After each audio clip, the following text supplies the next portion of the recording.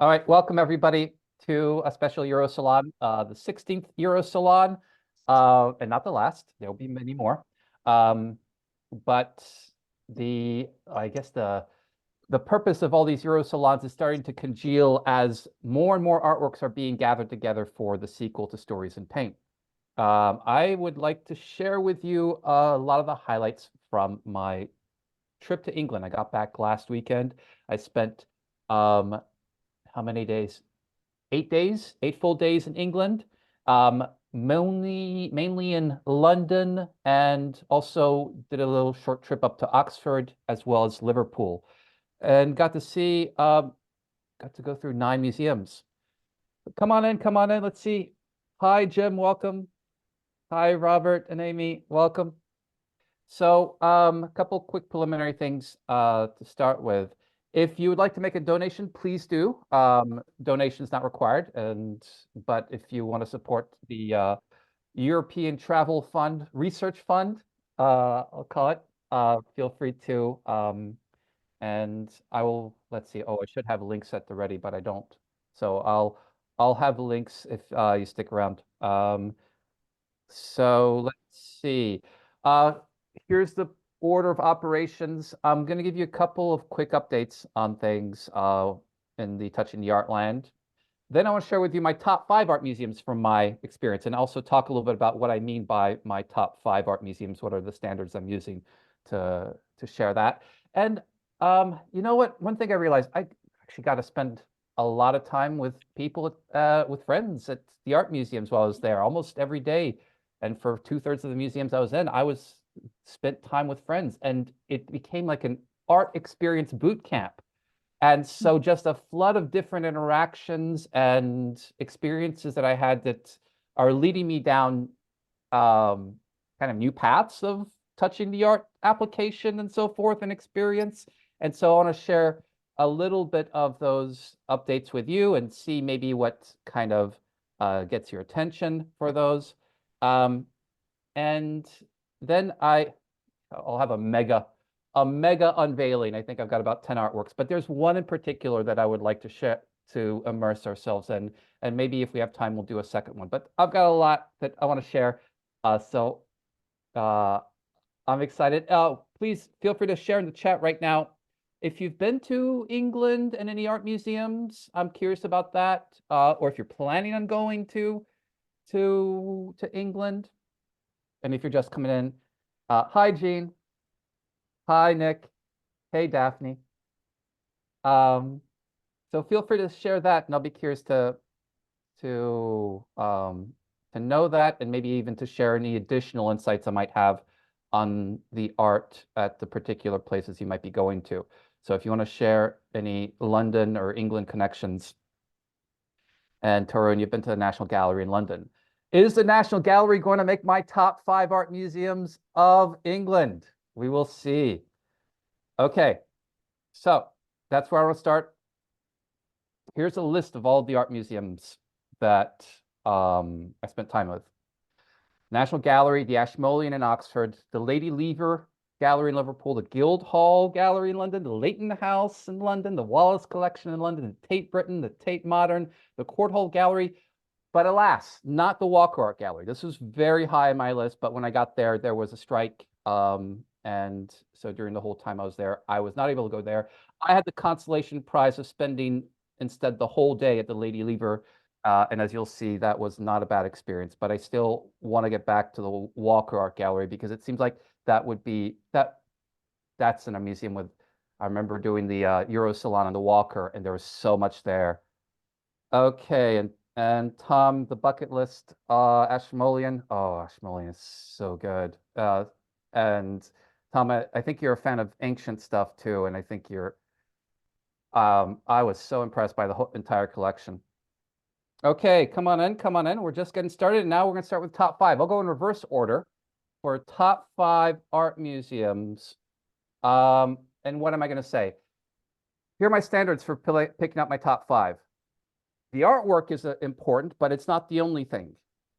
I don't want to go to a movie theater where I step into the movie and the screen is as big as the screen at home on TV and there's still a stadium. So the experience surrounding the artwork is important. Is it crowded? Are the artworks viewable? Uh, is am I comfortable? Also, is the cafe good?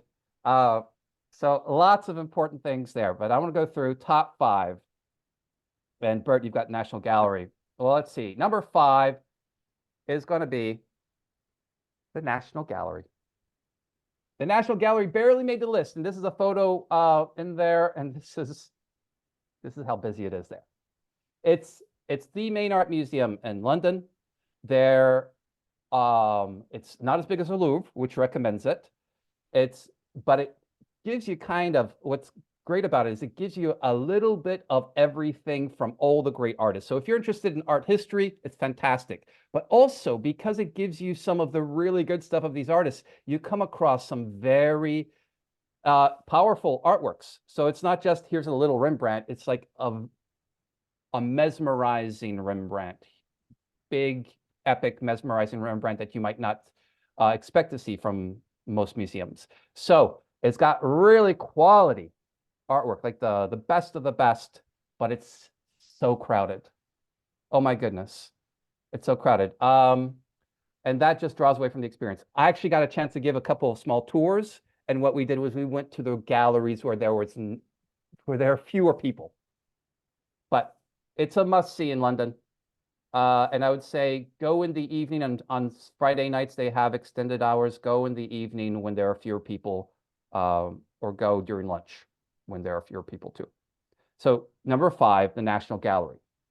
Number four, the Guildhall Gallery.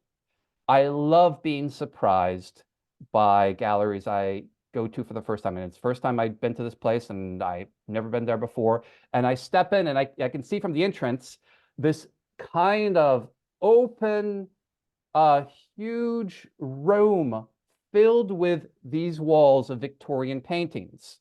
And there are several other little sections to the museum, but this huge middle, almost like interior courtyard filled with strictly Victorian art. That's the Pre-Raphaelites, that's Leighton, Waterhouse, Burne-Jones, all those, and a lot of artists you may have never heard of.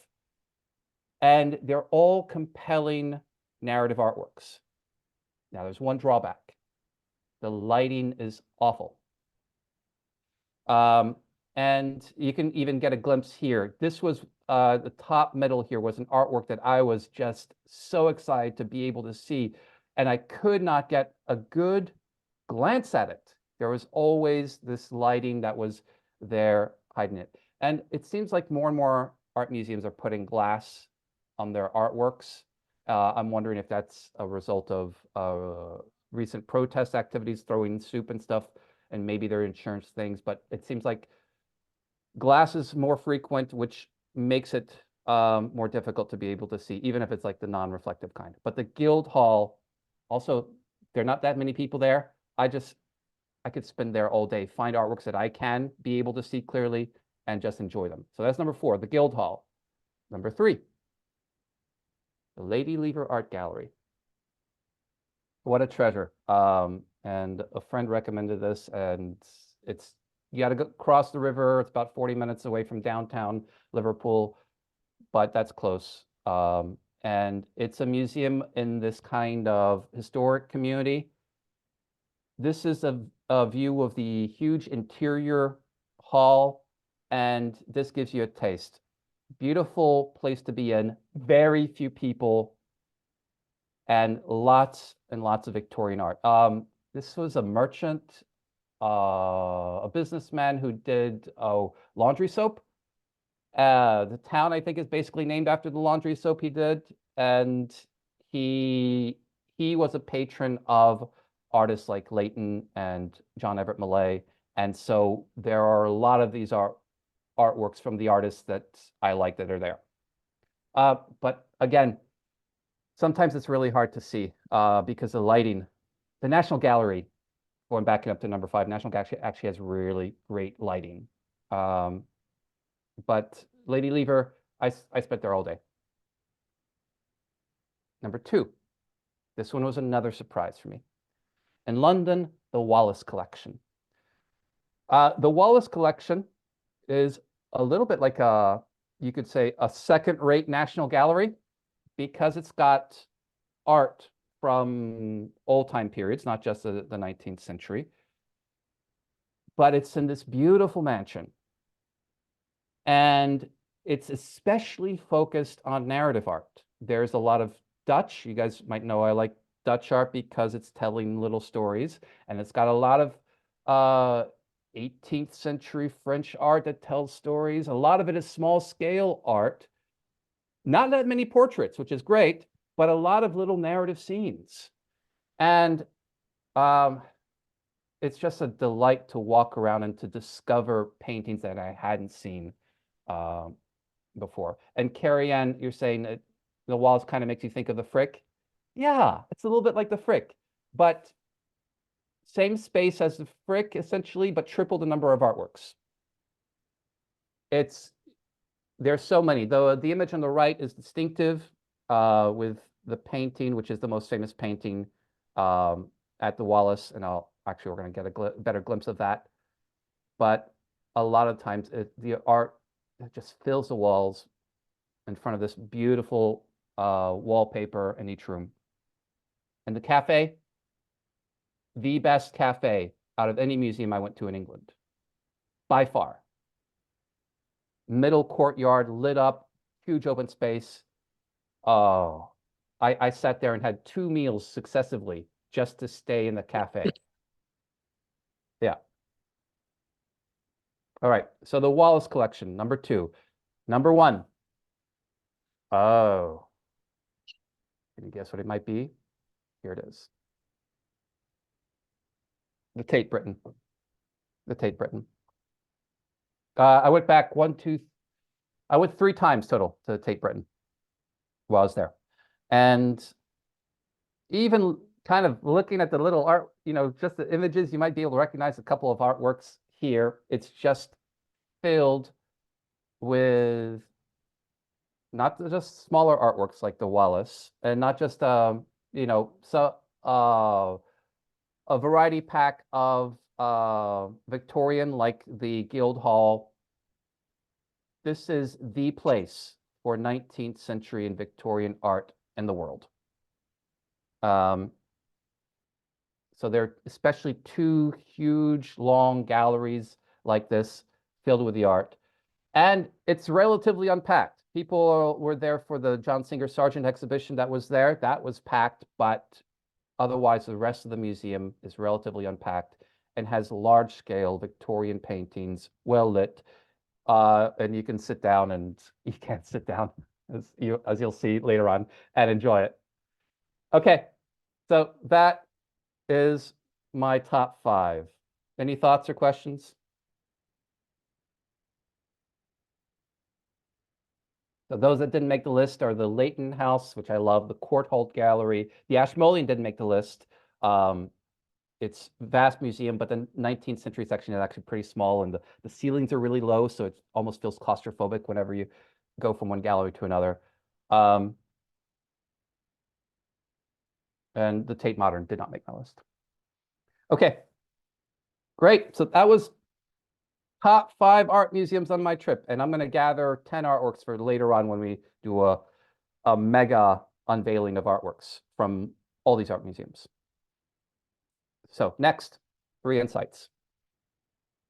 As I mentioned before, this was a trip that was almost as much about gathering art, or as much about having art experiences and contemplating those art experiences and understanding the nature of those art experiences as it was as gathering art. And I just want to share 3 with you. I've got like a growing list of article topics that I want to get to. I want to share 3 with you that I thought might be interesting. First, I think right now I'm calling this Portrait Confessional. And this is one portrait from the Lady Lever Art Gallery. And I love her, but she's not going to make the book because she's not out of copyright. So I had Lady Lever, as I mentioned before, not many people, so I could sit down essentially in front of this artwork and spend time with it. And you know what I started doing? Something I not really had done before. When I've done portraits with touching the art, I've suggested, okay, imagine what they might say if you went up to them and said hello. How would they respond? Well, I took that further. I started like having a conversation with her, not asking her questions, but telling her about my life. And then imagine how she might respond. I'd say something like, you know what? I'm pretty excited about this book I'm putting together. And then I'd wait, I'd look at her expression, and I'd imagine what would she say if she heard that? Or I'd say, oh, I'm I'm kind of bummed out with some work I've been doing. It's been really hard and I can't break through. And then I'd look at her and imagine what she might respond to what I just confessed to her. And so one thing I'm going to do more and look for more opportunities to do in art museums is to look for characters and portraits that I would want to have a conversation with. She immediately struck me. She was somebody like, wow, there's this confidence, this penetrating gaze, this slight mischievousness, this boldness about her. I want to get to know her and I want to share myself with her. So that's one thing that I might be doing a little bit more. Of course, I think many of you know what I like to do with portraits, especially is to have comparisons. But here, the experience of sharing more of yourself to imagine how they might react was something that was really valuable. I took video of myself having the conversation. I'm not sharing that video. Too personal. Okay. All right. Any thoughts there? Oh, Gene, I see you got a little visitor. Hey. Okay. Next up. Hey, Molly. Second insight. And I went to first day there, Tate Britain, with a friend who may or may not be in the audience. And she used a phrase that really struck me. After we spent time with one painting and I don't know, we spent 20, 25 minutes and went all the way through it from initial titles to personal connections to even finding a piece of music to come back to the artwork. She said, that was a full experience. And that phrase really solidified something for me. And it made me realize something about myself because oftentimes I'm going to an art museum for a variety of different reasons. I'm going to, okay, let's see what the art museum has, or let's see if which ones look interesting, or let me pick some artworks out for a tour, or thinking of other people, they might go, let me get the art history lesson, a variety of different reasons. And oftentimes what is tiring about a museum is, I think, and for me, this is the case, when I don't have a complete and full experience, it goes from beginning to end, and I come away feeling like I just had a movie-like experience where I sat in the theater for 2 hours and came away feeling like there was something that I experienced that I can personally connect to. And just that phrasing, the full experience, and what it made me think is anytime, every time I'm going to an art museum, no matter how rushed, no matter how much there is that I want to be able to see, I am going to stop and sit down with one artwork, no matter what it is, even if it's an artwork that didn't really intrigue me at first, I am going to give it the opportunity of a full experience. And what exactly that full experience is, I'll talk about that more possibly in an article. But even when we're here together at a salon, for most artworks, we don't have a full experience. We try to get at least one full experience in, but the conception of that idea and the importance of that, when you go to a movie, you are guaranteed a full experience if you just have your consciousness open and you're just going to watch the movie because the director and the movie creators are giving you that 2 hour experience. When you go to an art museum, you've got to make sure to implement a full experience for yourself. Okay. That's number 2. All right, number 3.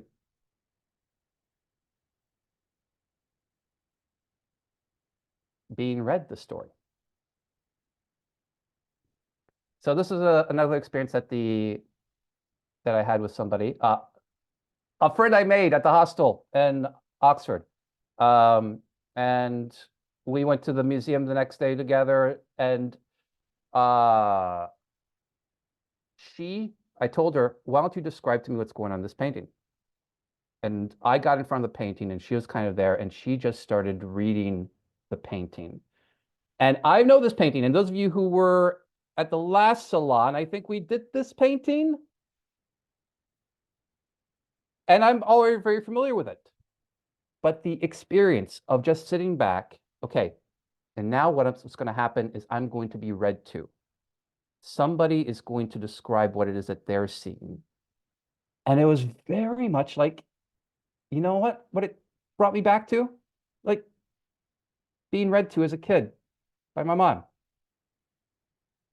Just the experience is, okay, now I'm going to look at the artwork. I'm going to see the artwork. I'm going to feel the artwork through the words of somebody else. And it's a certain kind of state of mind to get into if you're being read to accept that.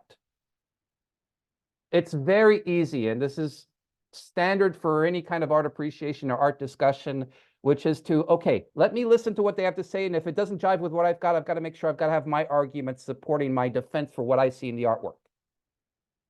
Or let us have a debate about what actually is going on, or let's try to figure it out. But just the experience of stepping back and saying, you know what, I'm just going to listen and experience this artwork through this person's eyes and this person's mind. And what was the experience like? It brought it to life more for me. And I want to think a little bit more about how and the value of that. But maybe this is something to implement when we're listening to somebody else's reading, and to go through the journey of reading the artwork, but reading it through somebody else's words. All right. By the way, this is, if you work with children in any way, think of the reverse. Read the artwork to the child. Or, I mean, with anybody, but I bet what you will see, and this is something I've seen before myself, if you have the child sitting in front of the artwork and you just start describing to them what's going on in the artwork, kind of like you're telling the story, they will be riveted. Okay, great. So those are 3 insights: portrait confessional, the full experience, and being read the story. Any thoughts or questions? Is there one of these 3 that seems most intriguing to you?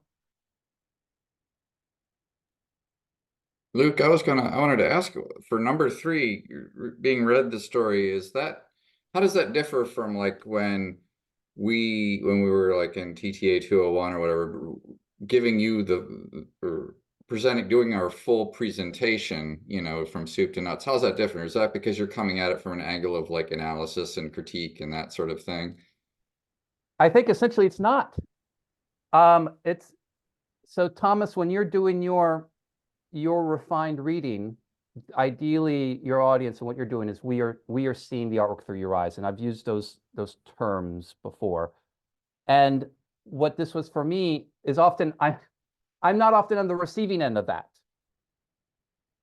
Or even when you're doing your presentation and you're sharing your reading of an artwork, I'm still kind of like managing things or thinking about, okay, what's the next slide.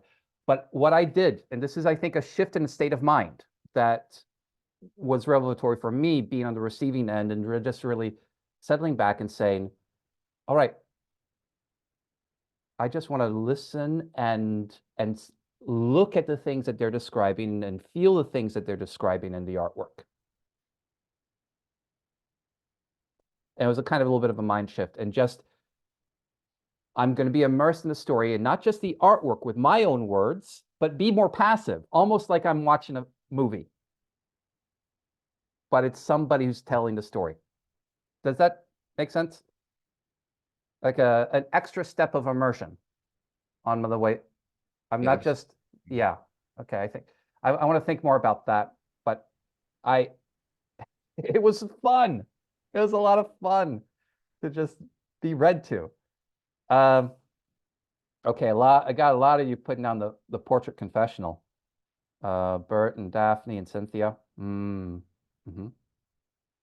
And Nick, number two, and Molly. Okay, number one. Yeah. Whoa, a lot of portrait confessionals. Okay, interesting. Interesting. And Jean, 7-year-old younger sister, we'd watch foreign language TV and I'd invent the dialogue and plot. That's great. That's a fun. Yeah. Yeah. Yeah. And of course, when you're reading an artwork, you're not just like describing it, you're immersing us, imagining the movement, hypothesizing about the story, giving quotes to the characters and so forth. Okay, so there are a lot more things I'm playing around with, and my kind of dormant Substack might become active sometime soon. Now, see some artworks. So what I'm going to do now, there are lots of artworks. I did what 3 EuroSalons for English art museums. I did the Ashmolean, I did the Tate Britain, I did the National Gallery, and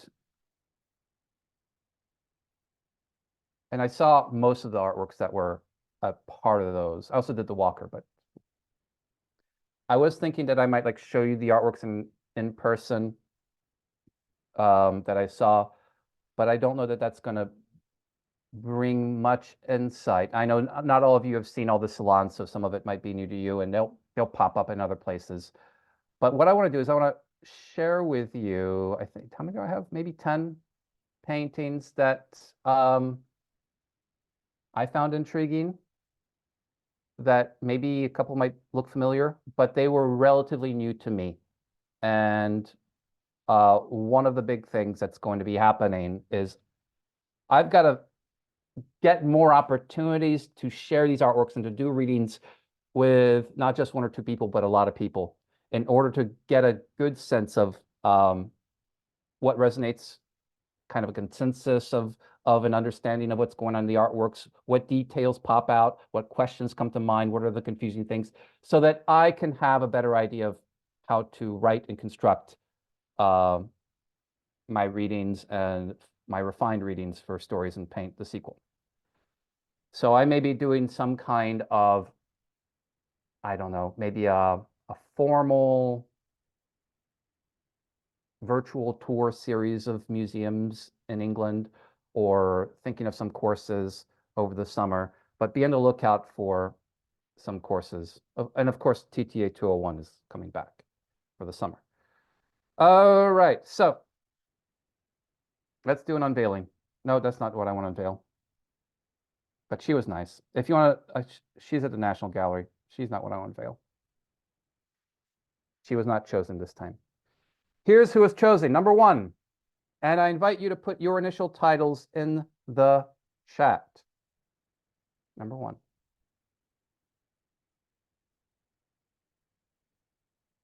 What's your initial title for that one?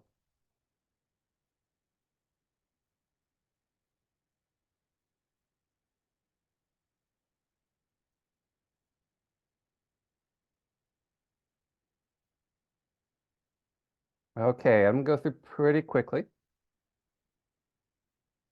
And this might be the most famous of the artworks that I've got on my list. Bifat has Playful Afternoon, Carrie Ann swinging the lights, Daphne the skirt, Jean swinging center of attention, Bert presenting beauty, Torun swing in the spotlight, Tom your knickers are showing, and Cynthia floating, and Nick forgotten by Hermes, and Molly pinkness. Nick, you want to follow up and explain what you mean by forgotten by Hermes? The background, there's this painting of Hermes where he's in the underwater and he's like, there's like a bunch of people around, and the background of this painting looks like that paint I have in my head. I don't know, Ah, I have it okay. saved. Making an association with a painting that you, I see. Got it. Thanks. And Molly, you have pinkness, which has all kinds of other associations. All right, let's go to number 2.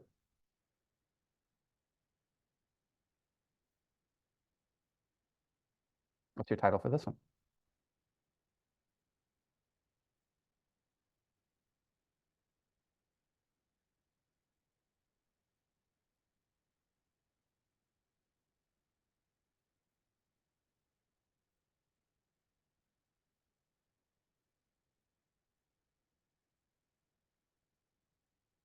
Mm, Molly, continuing the theme. Blush, Tom pensive, Nick nothing good ahead. He thought quiet after the storm. Carrie Ann, I can't bear this any longer. Jean, dreaming into the sea. Cynthia, disturbance. Torun, uncertain view. Bert, looking away. Okay, great. By the way, a follow-up on the conversational portraits or portrait confessionals. Um, they've got to be looking at me, so I can't have a confessional with her. And maybe I'm separating now portraits, subdividing them into those that are looking at me and those that aren't looking at me. Those that aren't looking at me, I'm studying her. Those that are looking at me, I'm waiting to see how she reacts to me more. Okay, number 3. What's your title for this one?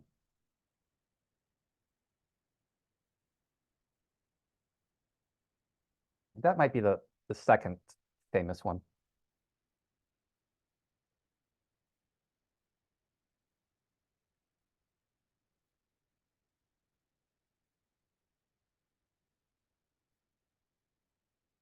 Oops, sorry.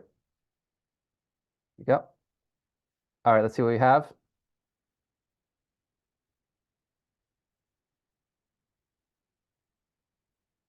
Leave me alone. Interesting. What's your pleasure? The bartender lady midday. Just one more hour. Are you being served? I'm at your service. Bartender waiting for order. A long shift. Favorite customer? Seriously? Okay, great.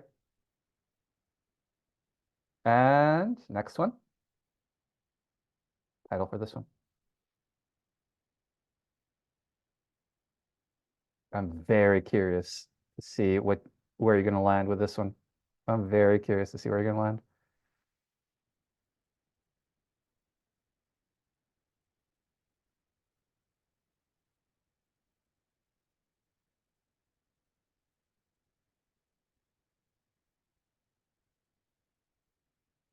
Mm.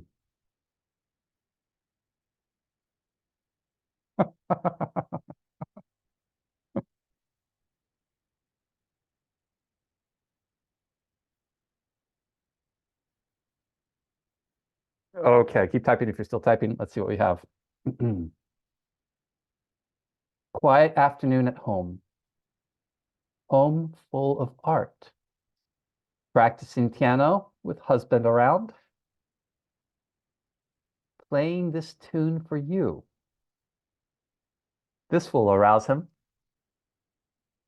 Beauty ignored. Living your own life together. Leisure well spent. The border and lonely music. All right, that's fascinating. We're kind of on both sides of the fence in that one. Excellent.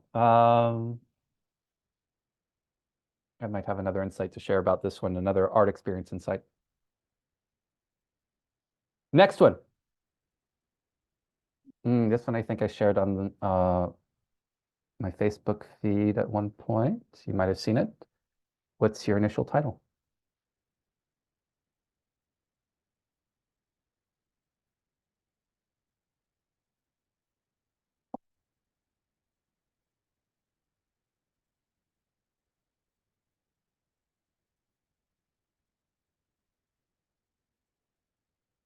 And keep typing.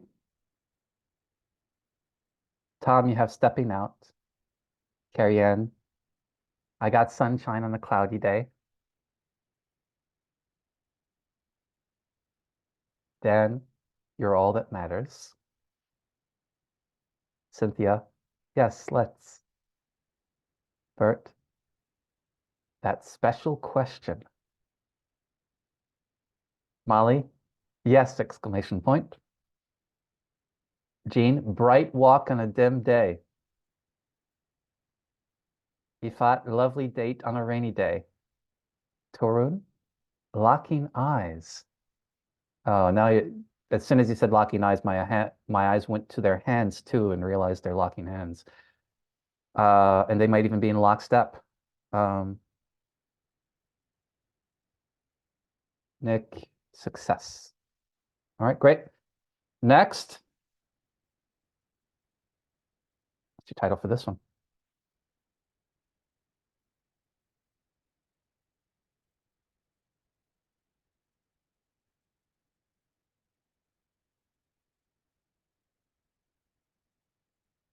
Mm.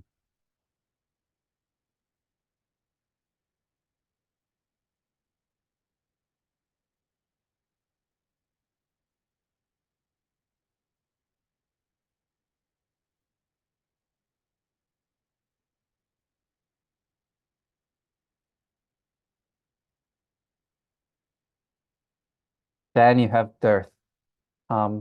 Casualty of war. Carrie Ann, dreary life. Nick, a mess of things. Cynthia, she always does that. Sigh. Jean, baby with sharp objects. Mm. Molly, the untended. Bert, boredom and poverty. Tarun, it's done. Daphne, Les Mis. Ifat, an impoverished girl that still remains positive.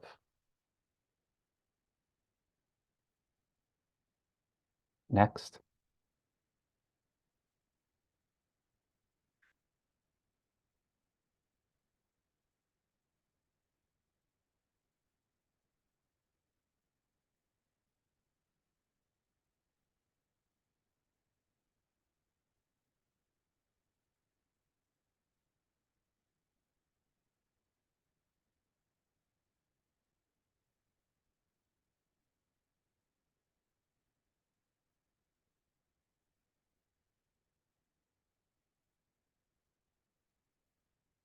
Tom, you have Go If You Must. Carrie Ann, A Sorrowful Parting. Daphne, Don't Go. Bert, Quandary. Cynthia, The Last Few Words. Jean, Closing a Door. Tarun, I Won't Let You. Nick, you're all I am. Molly, careful of the buttons, dear. I just polished them. Okay. All right, great. Next,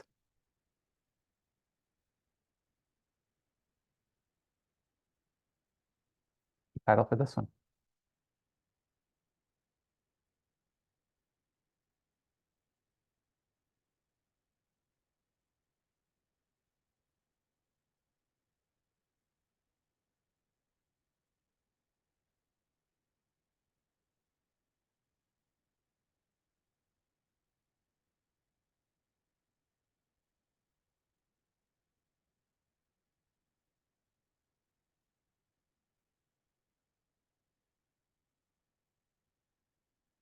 Life in the Palace. Enchanted Afternoon. It's so boring being rich. And so it was told. Studying again? Read it again, please. Read me something exciting. Mismatch. The sober and the dissipated. Okay, two more.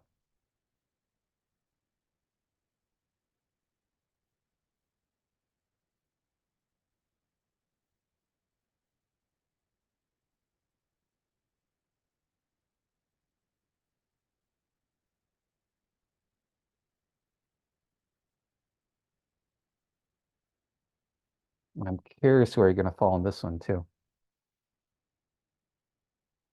Your first impression will suggest.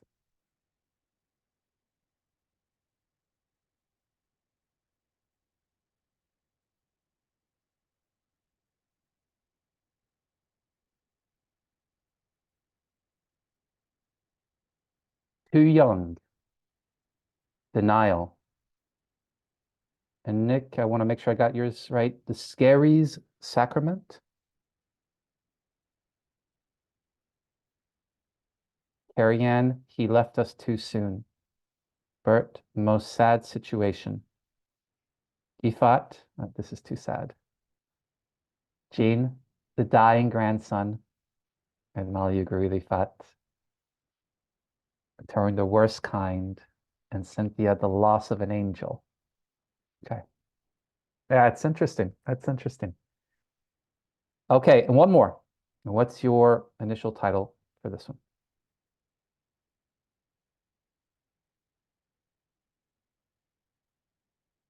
Sorry, the photo isn't great here. This is a painting that was just in the dark, in a narrow hallway leading up to a staircase.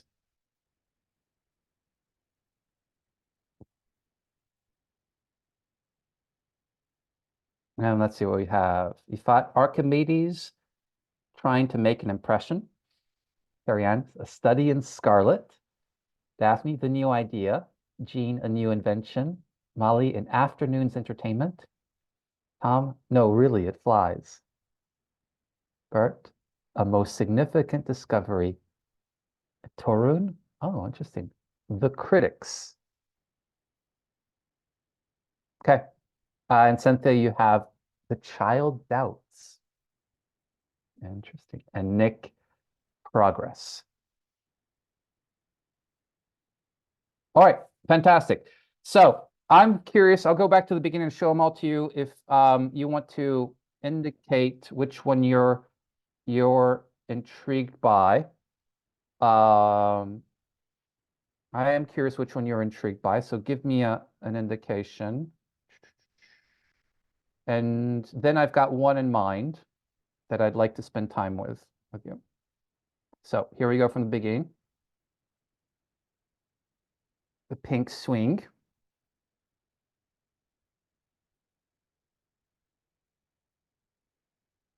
Looking away.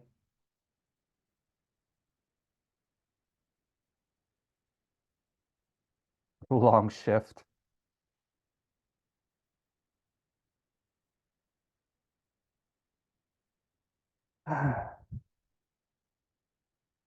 Husband and wife?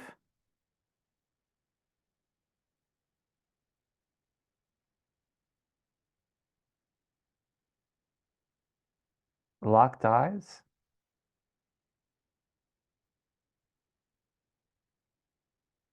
Les Mis.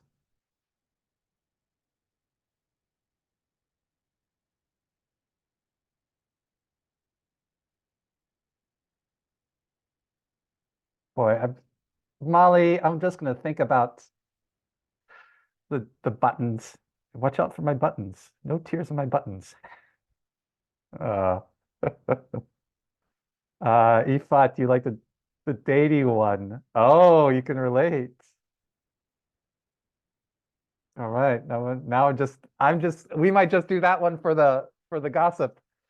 Uh,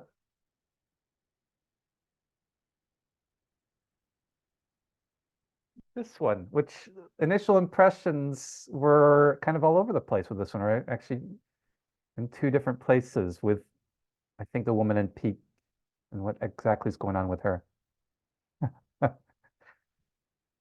Roger that, Ifat. I don't think anybody's going to vote for this one, but if you do, I'll be very curious.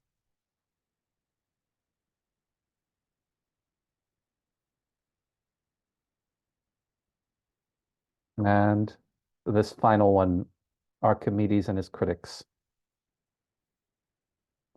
All right, let's see. So, oh, couple of you are going for a long shift, which is kind of surprising and intriguing. Bert, you like Les Mis? Cynthia, coexisting. Is this the one you mean by coexisting, Cynthia?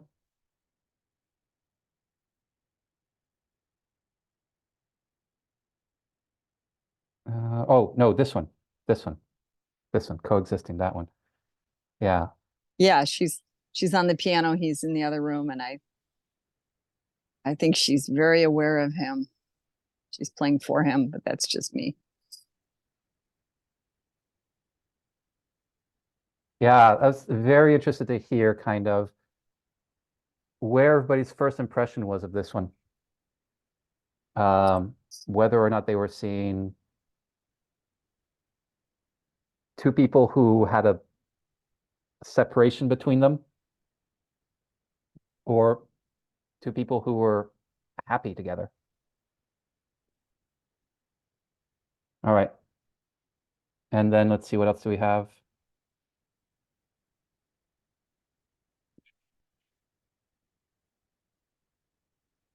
Okay. Ifat Archimedes, Carrie-Anne Archimedes. Okay. All right. I'm not going to go through this one, but I do want to tell you one quick anecdote that I might write about for this painting, because it looks like you guys are interested. My initial reaction to this was,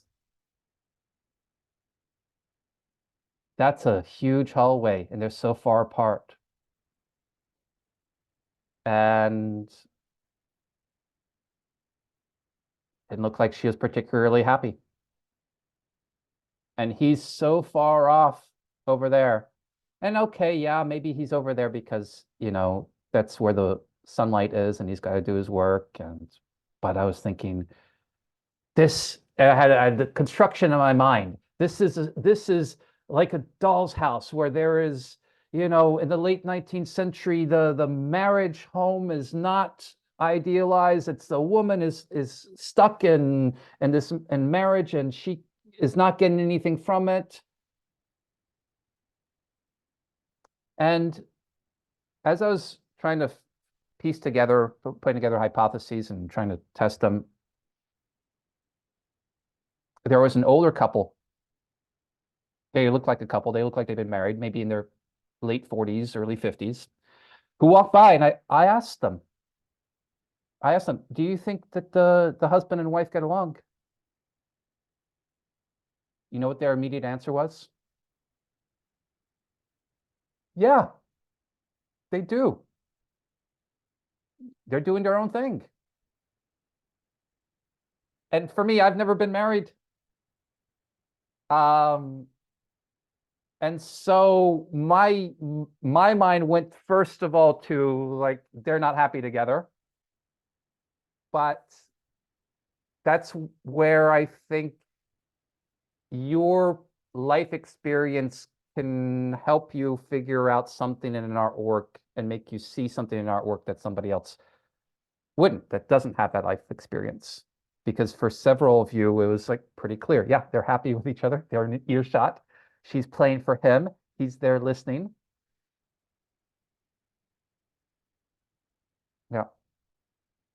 So that's just a little bit of a taste there. I'll give you the title of this painting if you want to. I don't know if you can find it easily. The title of this painting is the Beethoven Sonata. And that explains why she's kind of somber. And Tom, you're asking, did they just move in? Yeah, that is interesting. It looks like it's a pretty big house. So.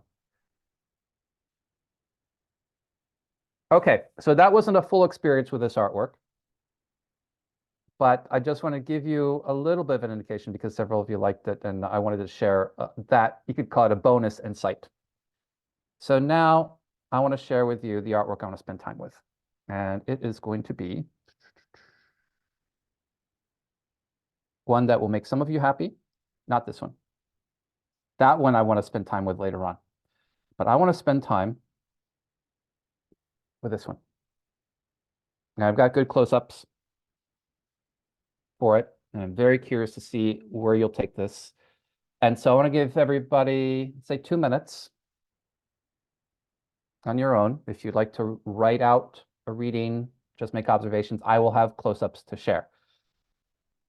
So Siri, 2 minutes starting now.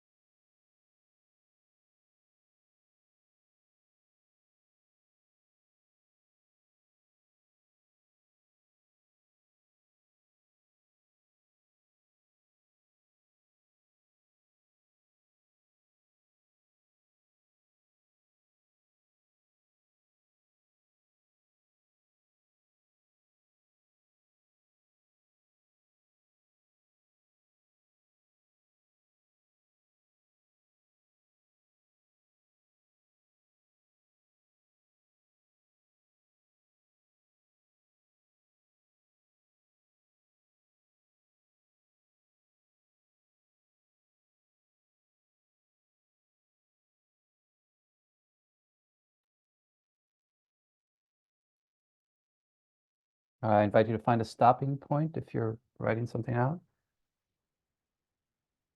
And I know several of you here have taken TTA 201 with me, and the biggest complaint is, Luke, why are you only giving us 7 minutes to do a reading of an artwork?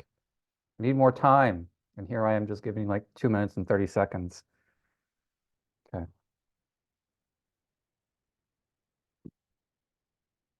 But just an initial connection for you with the artwork, for your words. And then if you wrote something out, I'd be very much grateful if you would like to read to us your reading. Carrie Ann, I see your hand up. All right. And as we're listening to Carrie Ann, if you wanna jot in the chat anything in particular that she says that adds pleasure to your experience of the artwork, insight, jot that down in the chat. All right, Carrie Ann, go ahead. A scholarly gentleman has been invited to offer an explanation of his new invention to a noble household. He holds it proudly aloft, speaking to the head of the household, who looks uncertain about what he's looking at. The other members of the household have varied responses, from fascination to boredom to mockery to curiosity. The youngest onlooker is closest to the scholar and wants to know whether he can help him bring the strange machine into existence so that he might fly it. All right. Thank you, Carrie Ann. Okay. I really like that you're noticing the variety of different reactions. And then I like that phrase, he's holding it proudly aloft. And then you're kind of giving what is going on in the imagination of the child. He's kind of picturing himself in the future flying it. Okay. Thank you, Carrie Ann. Tom, you want to share yours? Go for it, Tom. Sorry, I had to scroll up and find it. I'm on my laptop today. An older bearded gentleman displays a model to a room full of noble-looking ladies and gentlemen, while a young boy dressed in equal finery looks on. The older man's model appears to be some sort of winged contraption, and the crowd looks extremely skeptical. Smirks, grimaces, and whisperings abound. The boy's face is not visible, however, and he seems attentive enough, as his head is cocked back, indicating his gaze upon the model. Is the old man trying to convince the crowd of the efficacy of his model, perhaps to gain funding? And then you stop me. And I stopped you before like the good stuff. Like, what's the quote that he would have? But that's a great question to end on. Is he there to try to gain funding from this skeptical crowd? Okay. Thank you, Tom. Anyone else would like to jump in to read what they've got? I would, but I don't know how to raise my hand on this phone. Yeah, raise your voice and that works just as well. Okay. All right, Cynthia, go for it. Well, I just noticed how the artist has everyone organized. It seems that the people on the right they remind me of people waiting in line to sing in karaoke. Like, we're watching a performance, but we're readying for our performance. And is that performance going to take away from ours, or are we in the right? What's the audience like? It just reminds me of that experience. And then I see the people on the left seem to be the royals, those who are the deciders of the validity of those presenting. So it's like they've come to court to present. And you have the only honest person in the room, untouched by the political, is this child in the middle who's actually using his own mind and discerning whether or not this invention is worth a damn or not, or whatever it's worth. He seems to be, or she seems to be considering all on their own, while these other groups of people are in groups, and each in a certain role that's been cast by their by their station in life. I don't know. That's how it hit me. That's great. Thanks, Cynthia. So what I like about what you're saying is that there are these two groups of people that have certain expectations from what's going on, and the only one who seems to be approaching it openly and sincerely and honestly is the child in the middle. Yeah. I think that's something to consider, at least. Mm-hmm. Thank you, Cynthia. Aoife, you want to share what you've got? Yeah, I mean, mostly it goes in line with what everybody else has been reading, but I think maybe it focuses just a little bit more on the experience of the engineer. Go for it. Oh, okay. I've been working on this invention for the past 2 years. It is finally the time to share it with the royal family and fine intellectuals. It will be revolutionary. It will be celebrated. It will be magnificent. As the engineer entered the room holding the prototype of his invention, he thought, we thought with dread, is he serious? A flying machine? Only a child will think of such a thing, a reality. Some turn to their friend to quietly whisper how unfortunate it is that the royal engineer has lost his mind. Some quietly stared with polite expression on their face, holding back their laughter. The engineer was totally unaware of this, holding his invention proud. And only a child looked at it with curiosity and wonder. All right. That's great. Thank you, Ifat. I wanted to type in the chat, but I was just like swept up by the story and not paying attention to the chat. Yeah, Tom, I like the alternate POVs, and Carrie, and only a child will think of making such a thing a reality. Okay. Any more observations or readings that anybody wants to share? I'm enjoying these. Great. Yeah, Luke, we Go did for a it. reading once of it was a group of bishops and then someone in the room, I can't remember if it was a man. And there was a similar scenario where the bishops were kind of mocking or laughing, and then the man was sincere and earnest. And there was another painting that it was a reading you did, I think maybe in one of the TTA classes, and I can't remember any more detail than that. But the situation was really similar of Yeah. this earnest person in the middle with these skeptics on either side of him that didn't get it and couldn't have made the invention. I love that you're thinking of a comparison image, and I think I know which one you're talking about. It's a lineup of monks, and there's one maybe it was really monks, young yeah. one. Yeah, one really young one who's like, kind of, what am I doing here? Everybody else is going through the humdrum of accepting their fate and reading and falling asleep while they're supposed to be doing some prayers or something. And there's just one right in the middle who seems different from everybody else. Okay, that might be it. Yeah. Yeah. Who was Chrysler that Museum. one by, do you remember? Yeah. Okay. No, that's an interesting comparison. There is like an individual who has a different expression from everybody else in the room. I think we're seeing that as a thread through a lot of these readings. Let me see if there's anything else I want to get to. Let's see. Dan, may I read yours, or would you like to read it? I can read it. Go for it. Let me find it. Oh, okay. A regal courtyard, a bearded, wizened man presents his vision of a flying machine in model form. The faces around display many impressions of this creation: boredom, laughter at the preposterous idea, uncertainty. The old man has pride and knowing in his eyes. He is the visionary here. Does no one see it? Yes, the child. If we could see his face, he would no doubt be rapt with wonder. He is untainted by the ingrained skepticism of age. That's a great phrase. Untainted by the ingrained skepticism of age. All right, Dan, that's great. Thank you. Let's see, Gene, shall I read yours? Would you like to read it? Oh, I can read it. I won't Go put for you it. through that.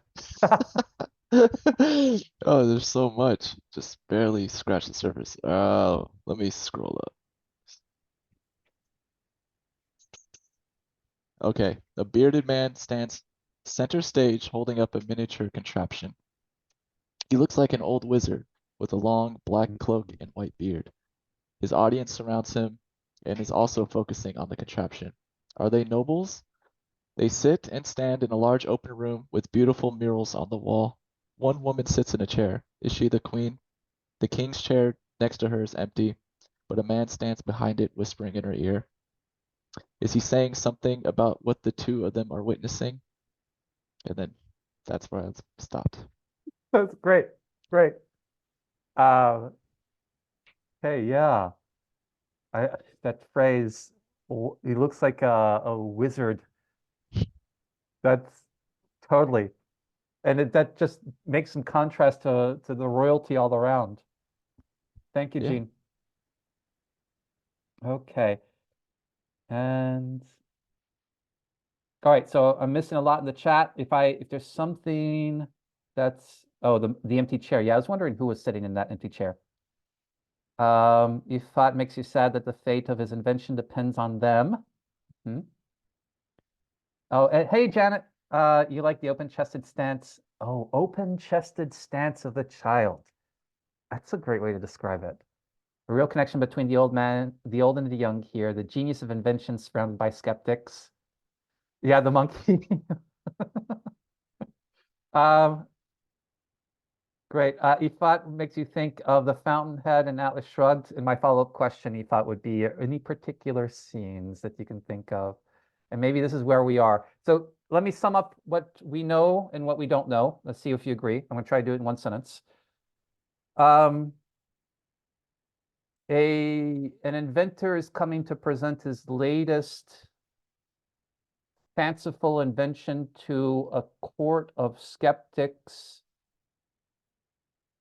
but the child looks up in awe. Okay, does that sound like a fair kind of encapsulation?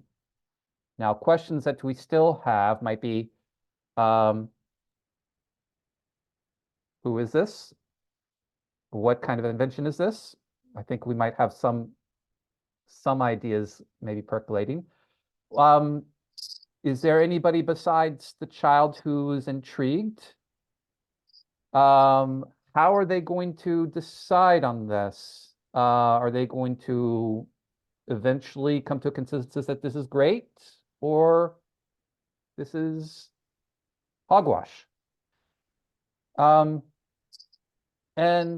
Tom's question about whether or not, what exactly is this wizened wizard doing here? Is he presenting his latest invention just as a demonstration, or is he trying to get funding? All right. So Nick, you're thinking Galileo da Vinci.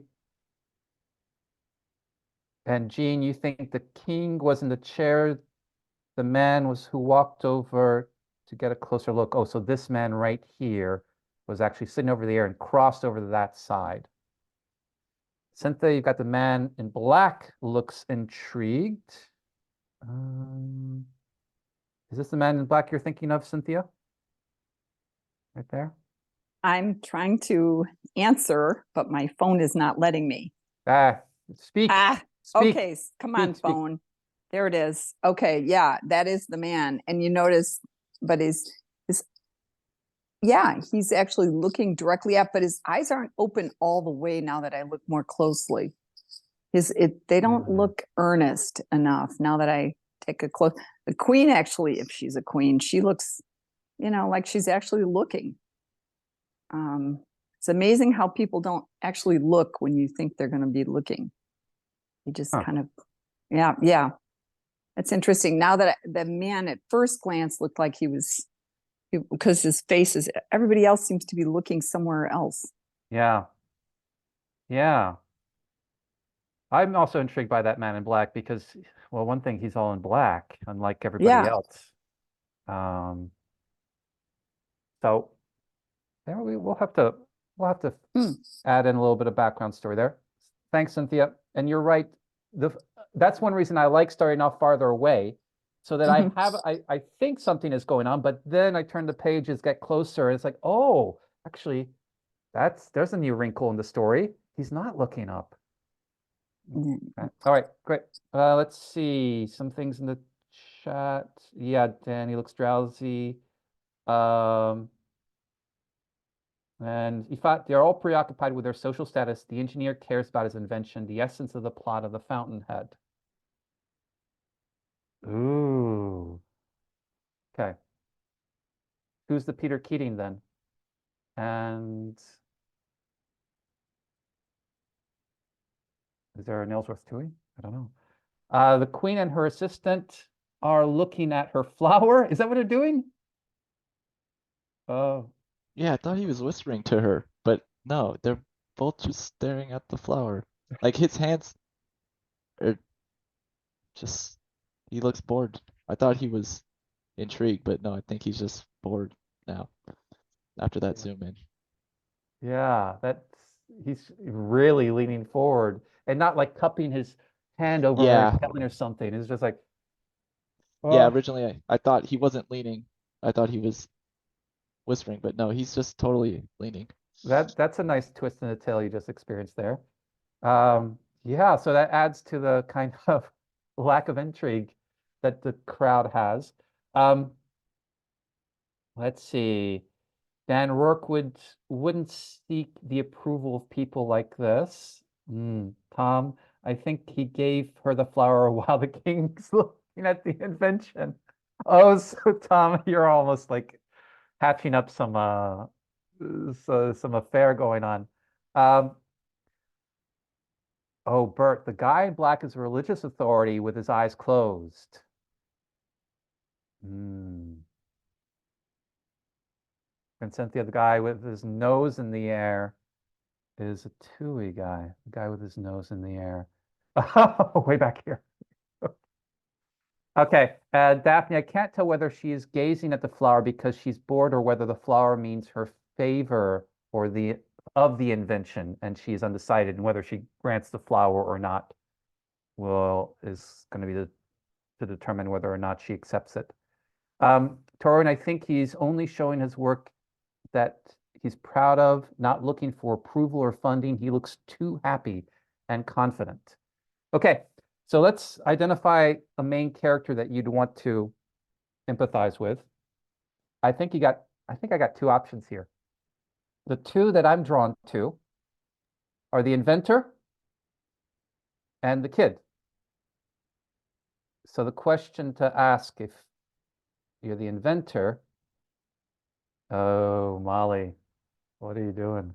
What are you doing? Don't bring that up yet. Well, I'm like, oh man, throw that intriguing twist. Oh, now we gotta address it. Okay, it might be several. Let's put that aside. Let's put that aside. We don't want to focus on the villains yet. Put that aside. Okay, thanks, Janet. All right, so if we're bonding with the inventor, maybe it's something, the situation is like sharing some fanciful idea you have with a crowd, with a group who might not be interested.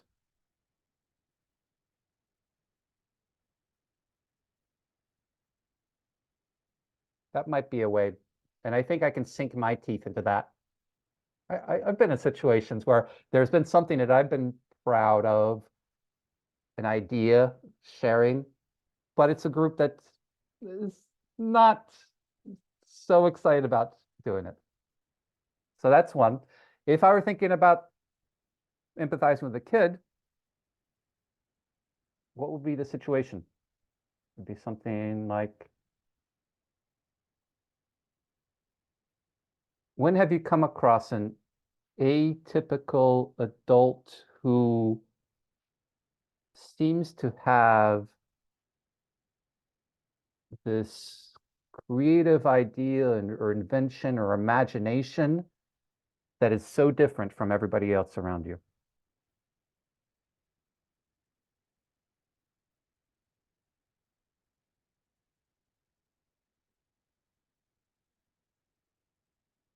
So, Ifat, I like to play that game. How can I connect this back to the Fountainhead? All right, so I'm thinking of two scenes. For the inventor, I'm thinking of like, here's Rourke coming to the committee and showing his plans or sending his plans for, or bringing like the drawings of the Stoddard Temple to Stoddard, something like that. For the kid, I'm thinking of that scene in the Fountainhead where there's that kid who rides up his bike and sees this amazing architectural project that looks like a symphony and to him. Yeah. But then if you can now think of other literary or movie connections, or if you can think of personal moments, and that's even more powerful. Any personal moments you've had with those? Okay, I'm going to read in the chat right now. Nick, be curious to hear what you said actually choose the queen. And Nick, you want to follow up? Go ahead, Nick. You've got thoughts? Whatever thoughts Actually, are crossing your mind. Yeah. I was trying to think of one for the queen, but I couldn't. But I could think of one for the kid. What's that? Back in like 2019, maybe, at Clemson University, which is where I used to go. there was a like conference on like the morality of capitalism, and C. Bradley Thompson hosted it, and he gave a talk, which is like the very final one, on the morality of capitalism. And at the very end of it, just a bunch of kids like walked up to him, and they were very genuinely, earnestly interested in asking more and learning more. And I felt like the kid because like I was already convinced of the whole thing, and I was just watching the person I really valued, a hero of mine, you could say almost, like give the spiel, like tell the thing and let everyone know the good stuff. And it was a moment of wow, this is awesome. I'm seeing it happen in real life now. It's great. He's holding up his idea proudly, loftily holding it up, and then for everybody to see. Your focus was on looking at him give this presentation to all these the other students who are gathered around. Yeah, That- exactly. yeah, I like that.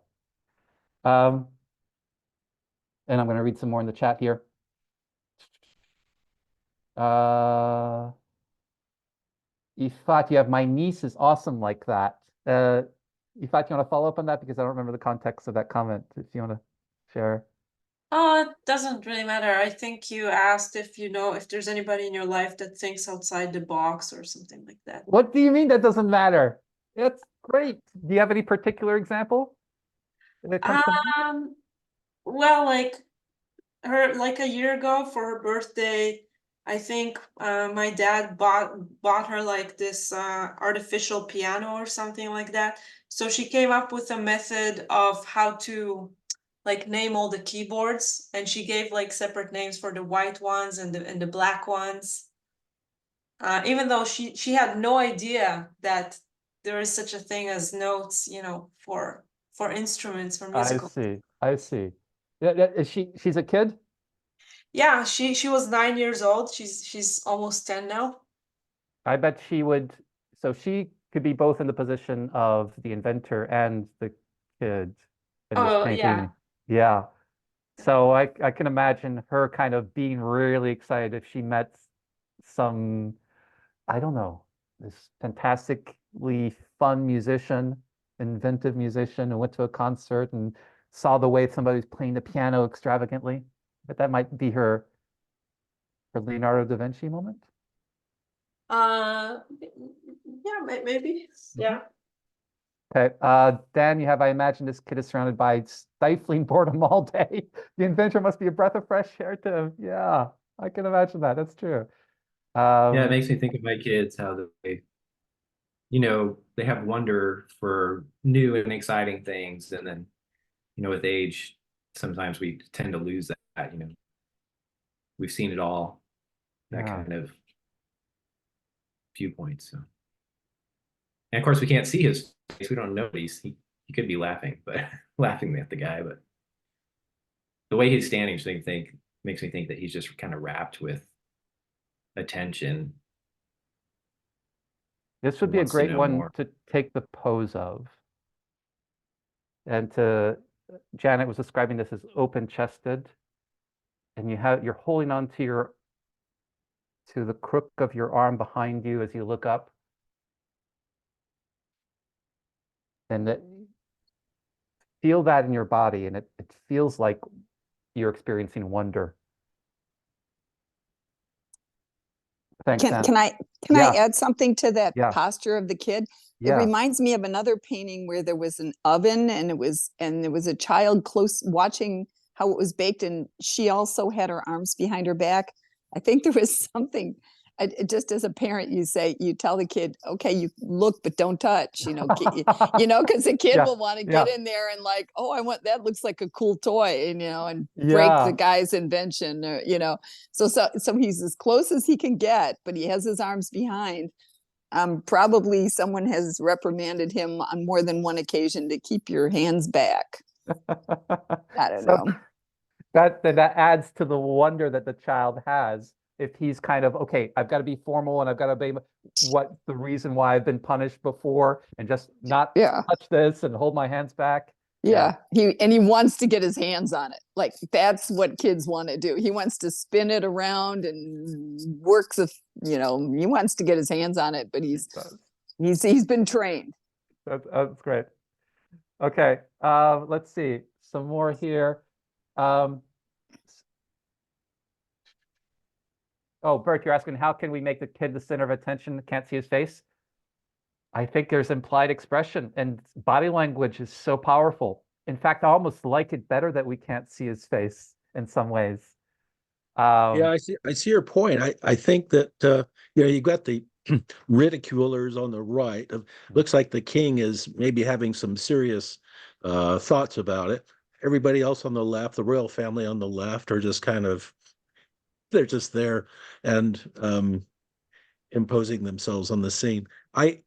But I think the kid is he's so I think he is a big important part of this, along with the inventor, in that it's the question mark.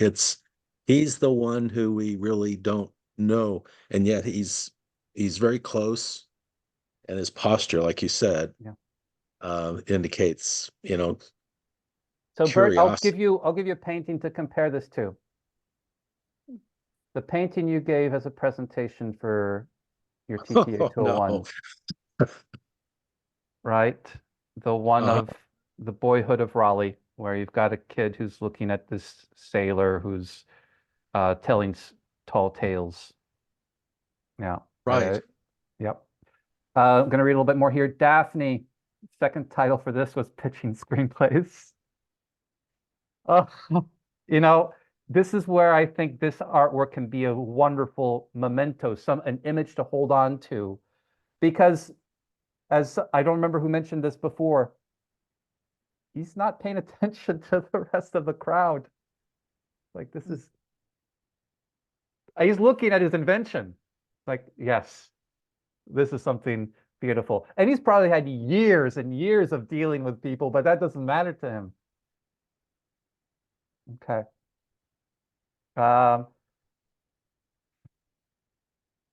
And let's see, Molly, I like how he's holding his sleeve as if to say, it's okay, I'm not going to touch it. I'll just look politely. Oh, and Carrie Ann had to say goodbye. Let's see. The kid might be a prince doing like his father's doing, standing back and looking away. Yeah, Torun. And Janet agree. The child's facing inventor draws us in that much more to the point of wonder and contention for the others. Okay, background story. So Leonardo da Vinci, flying machine. This is in Milan. He was, his patrons were the Sforza family, Sforza. And so these are the Sforzas. And I guess he'd worked with them a lot.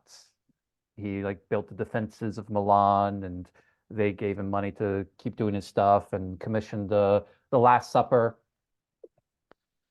But along with the Sforzas, who don't seem to be too excited about this particular invention, this is the head Sforza, I think Ciriaco Sforza, and this is his wife over here.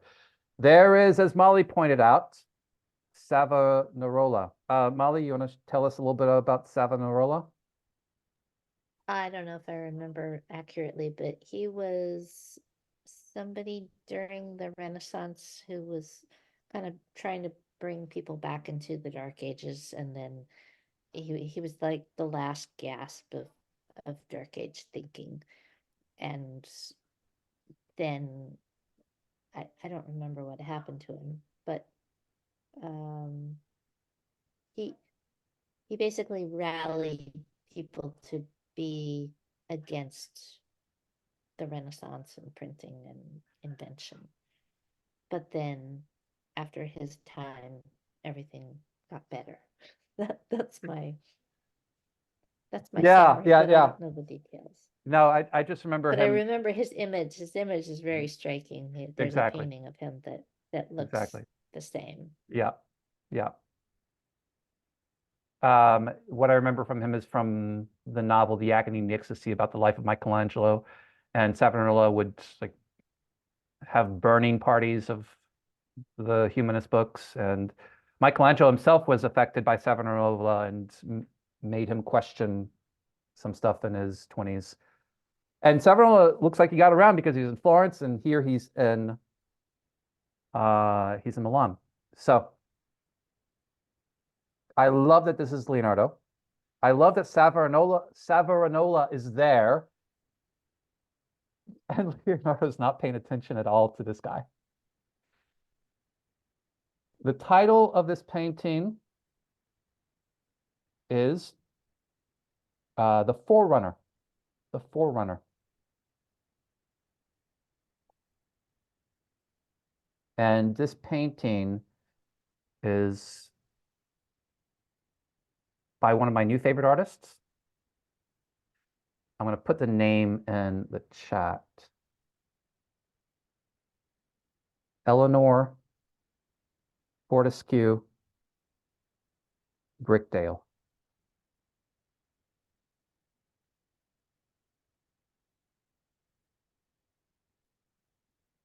Late 19th, early 20th century English.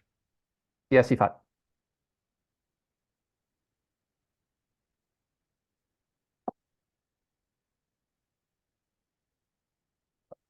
Okay.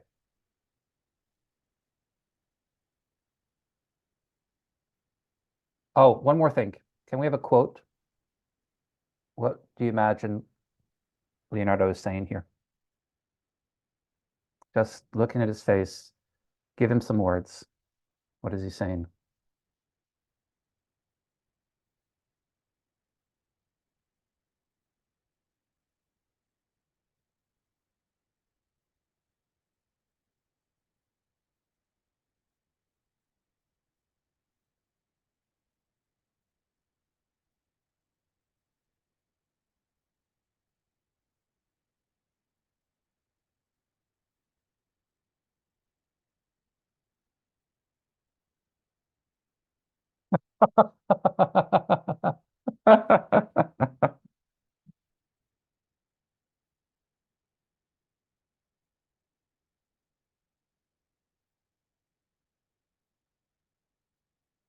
Okay. I think I've got a favorite of like these are all wonderful, and I really enjoy reading those. Cynthia, yours.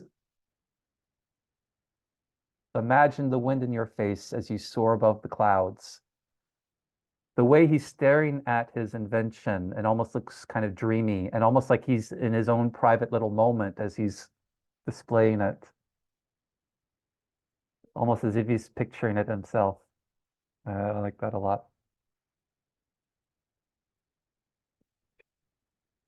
All right, this is a great face. Oh. Okay. Favorite detail or any more connections or insights before we wrap up? Favorite detail or any connections, any more connections or insights? I just had one. Can you hear me? Yep. It brought a personal feeling back to me of like when I present a big strategy that I've been working on to a board, in a boardroom to a bunch of people, and I know it's going to have mixed reviews and it's going to be dismissed by some and possibly liked by others, but I bring my own light with me, and I really think if I'm thinking through carefully, I'm speaking to the child inside of each one of them, the one who can dream and can think and can be objective and can put the body politic aside and just be present. I try to speak to that person inside of them. And it brought back, it brought back a happy feeling because I had some success doing such things. Mm-hmm. And this is just a wonderful work. Thank you. I'm glad it brought back that feeling, and I like the way you're describing how it seems like Leonardo can be taking the same approach of speaking to the child, to the wonder in each of them, and he knows he's coming in to the skepticism, but that doesn't matter. Doesn't matter. He's gonna bring his own light and shine his own light, and you're gonna have naysayers. He's old enough to know that you're not gonna win over the whole crowd. It's impossible. Who cares? They don't matter. You just need the few who can see it with you and share your vision. That's all you need, and off you go. Yep. Thank you. Thank you, Cynthia. So let's see. It's a little bit more in the chat. Nick feels like college all over again. Janet, you have my noble achievement as a quote. Yeah. And Dan, his face is the essence of pride. It reflects a visionary mind that needs no approval. I can see that statement captured in that expression. And Janet, a detail you like, the open arch to the outdoors, the blue sky. Oh, I'm so glad you made me notice that, Janet. I've been thinking about that open arch, and I was thinking of it in terms of stylistic or art terms, like, oh, it's going to frame his face and make it stand out. But that's the sky up there. That's where it's going to fly. That's the connection to the story. Yeah.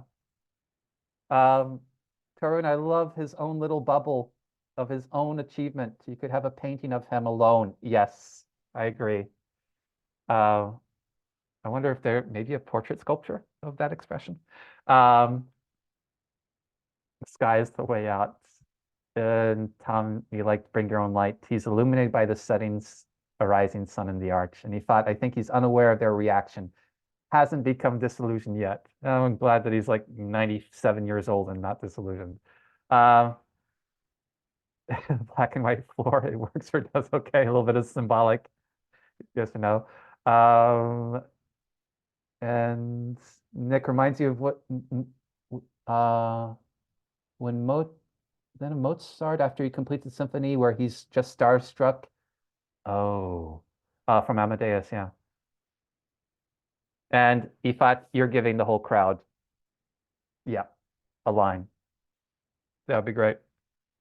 You could make a tableau vivant with this and have everybody, you know what? That's what I want. You guys know the concept of the tableau vivant. They have these in Laguna Beach occasionally, and this is famous in the 18th and 19th century, where they have actors like take the poses and stand still. How about, Daphne, maybe you can figure some way to do this. Have the actors start off by standing still, and then they deliver a line as part of the drama of acting just a little bit of that out on stage. Okay.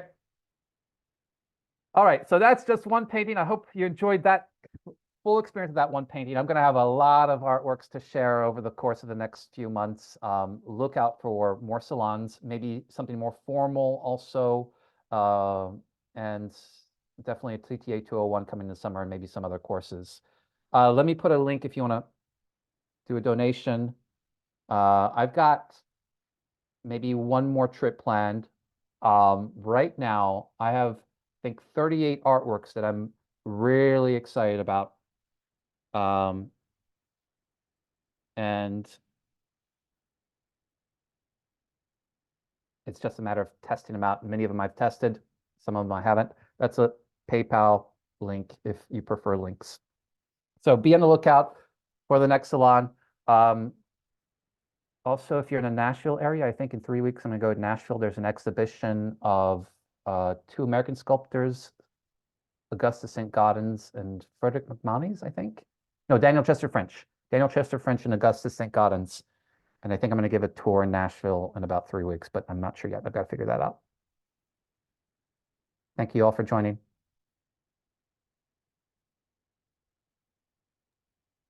Glad to hear it. Thank you. All right. It's great. Good. Yeah, get to know. Look up some more artworks. Say that? Thank you. Yeah. Yeah. Get to know Eleanor Fortescue Brickdale, because there isn't much about her, but I think the 3 artworks that I really love, I really love. Thanks, Luke. Bye. Bye, Luke. Thanks really much.